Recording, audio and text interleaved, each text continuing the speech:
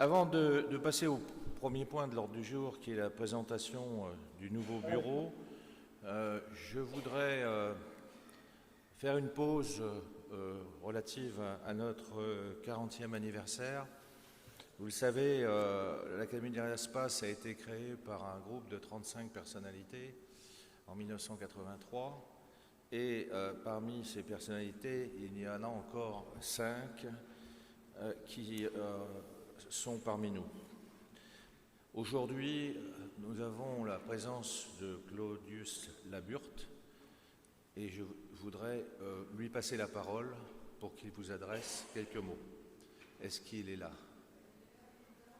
Voilà.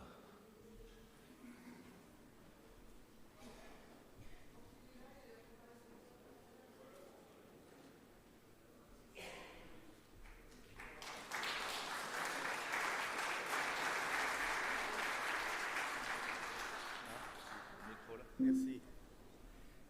Merci, Monsieur le Président.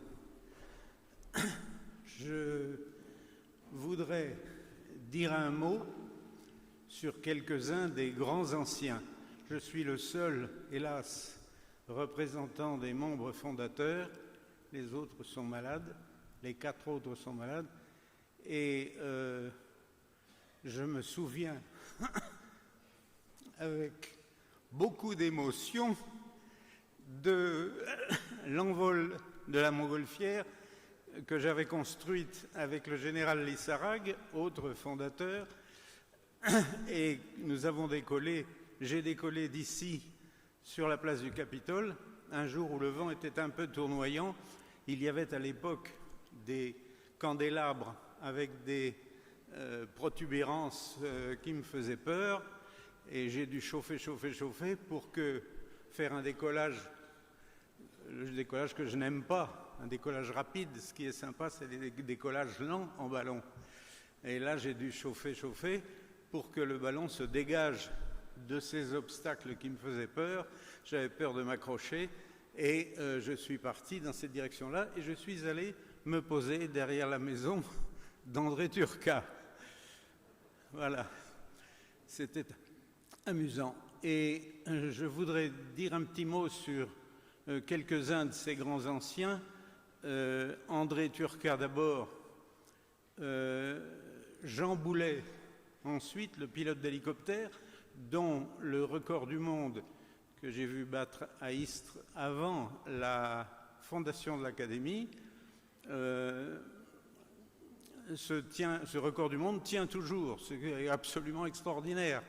Il racontait ça avec beaucoup de simplicité.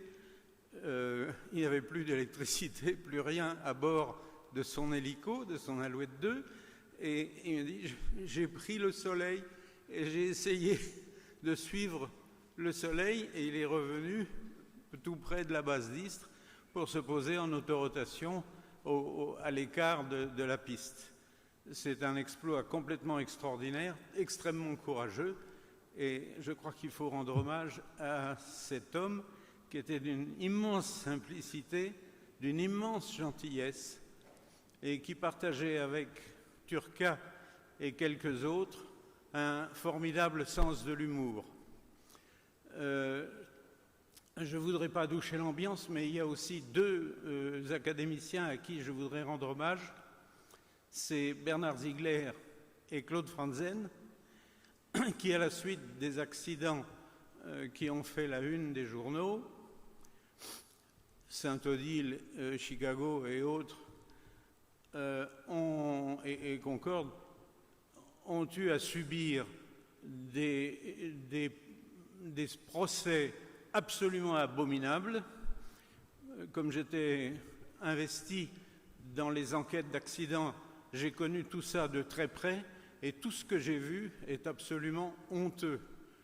Des experts tout à fait loin de l'impartialité, dirons-nous, et des gens d'une violence incroyable et d'une motivation extrêmement douteuse.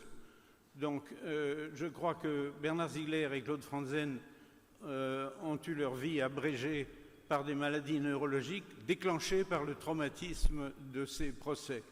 Alors ces procès, il faut que nous essayions de ne plus en avoir, La meilleure chose à faire, c'est de ne plus avoir d'accidents si on peut, mais il faudrait aussi que la vindicte publique cesse d'être aussi violente vis-à-vis des constructeurs et des autorités. Voilà, je vous remercie.